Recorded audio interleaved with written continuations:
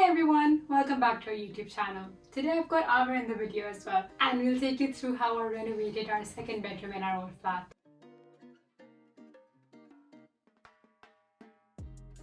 When we moved into our old apartment, there were essentially two bedrooms, and one of them was a good regular sized bedroom which we thought we would use as our room. And then the second room was a little more tricky to work with. It was smaller. It was almost a box room but a little bit big. It wasn't huge, and we had quite a few ambitious plans. We needed it to be guest room, study room, a storage room for displaying various things, storing some books. We also had some of our extra clothes as well, of course. And we weren't sure where to start because it wasn't very obvious. So we decided to start with something very small, very simple. And that's changing a light fixture. Well, not even changing it, just adding a lampshade around like a very basic build-to-grade light fixture. And yeah, that light ends up being changed like 3 times in total by the end of it. So after we changed the light, what came next?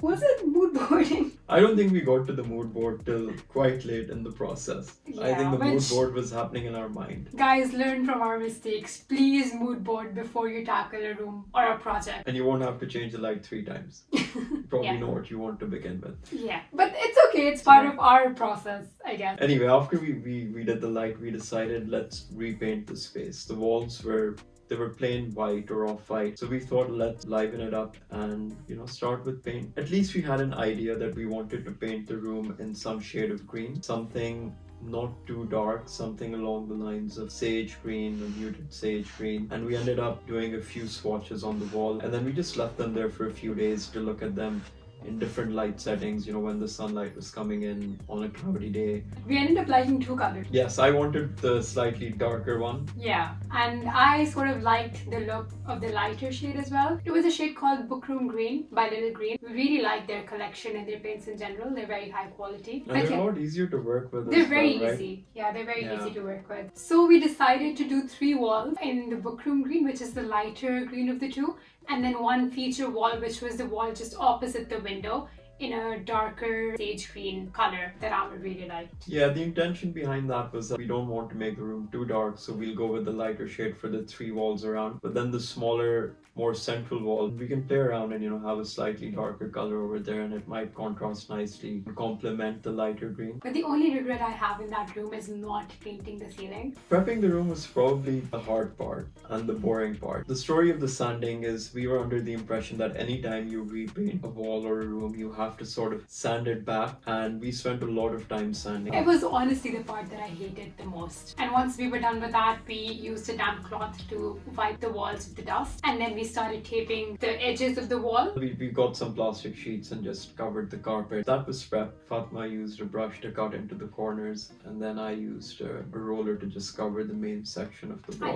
I think Amar had the fun part. We probably finished painting over a couple of days, I want to say. Yeah, I think probably less. Once we got all the walls painted, we just left it to dry. In the meantime, we decided to tackle a DIY project. We had this IKEA mirror, like a basic white framed IKEA mirror lying around, and I really wanted to bring some gold tones in with the room. Like, I thought it would really tie in with the green that we used. And I've been after getting like a gold gilded antique type of mirror for a while. They were quite expensive, so I thought, why not just try doing a DIY hack with this IKEA mirror. So I ordered some golden spray paint from Rust-Oleum, and I ordered these wooden appliques from Amazon, and we sort of sanded the edges of the mirror. We taped it all around the edges, and yeah, we just spray painted it golden with the spray paint, and then we glued on the appliques on the mirror. We also used a little rub and buff to sort of give it a very layered gold look. A bit more depth by having slight variation in tone. Yeah, exactly. To make it look a bit more antique. And I think the rub and buff really, brought it out. It turned out pretty nice in the end. And then we put it back on the wall, and it contrasted really nicely with the green color. And on the wall opposite to where we mounted the mirror, we thought of creating a small gallery wall, and this would be adjacent to where we were planning on putting the desk or the study table. And for that, you went looking for quite a few antique looking frames, didn't you? I really wanted like a vintage-esque inspired kind of look, so I went to quite a few different thrift stores and got a few wooden and gold antique frames, and then we ordered some high quality prints from Etsy and some some of the more classic paintings as well, and then we put them in the frames and sort of created a very nice looking gallery wall, which I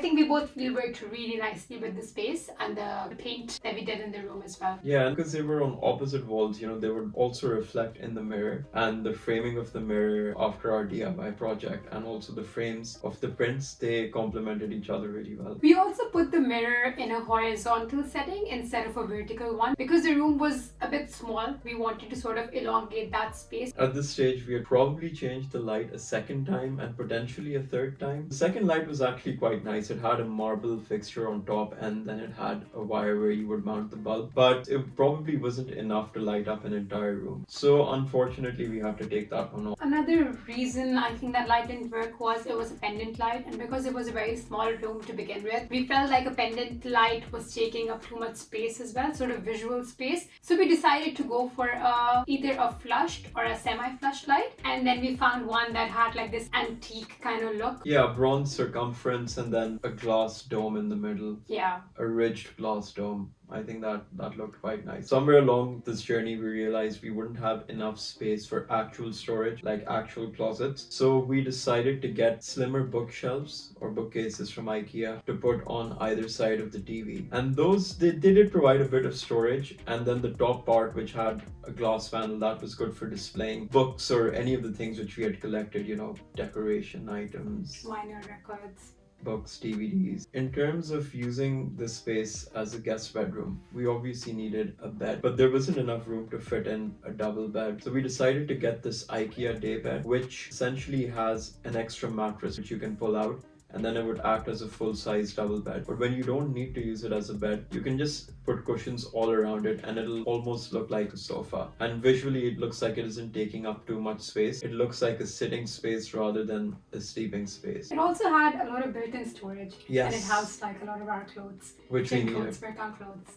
Yes, we could use all the extra storage, right? Yeah, so it worked out really well. And then after having the bed in there, we had a very small amount of space where we could fit in a desk. So we were lucky we managed to find this desk at IKEA, which was around 90 centimeters. And it wasn't a huge amount of space, but obviously we had to use that space, and that was the only space we had to put in a desk. So we managed to buy that, slot it in there. And then I remember there wasn't enough space on the desk. So we decided we would wall mount the monitor to clear some space where the monitor stand would be. It actually worked out. I mean, it wasn't ideal. It would have been nicer to have a wider desk, but given the space constraint, I think it worked out quite well. We also put a couple of floating shelves on top of the desk to sort of house some of our farmers' vinyl records and the map. And the map, The of course. DFL map. The DFL map, yes, he has a thing for maps. That and some stationery and other decor items as well. And then I think the last finishing touches were we mounted the guitar up there. Obviously, we didn't need a floor stand, and it was also functional, but also added to the charm of the room.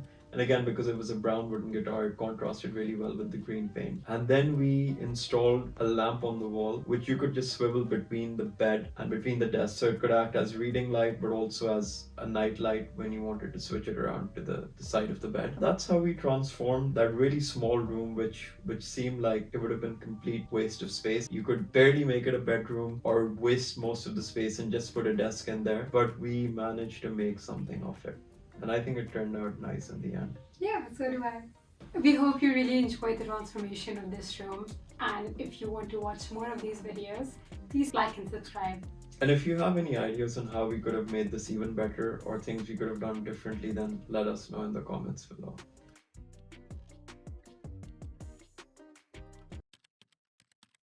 Hi everyone, welcome back to our YouTube channel.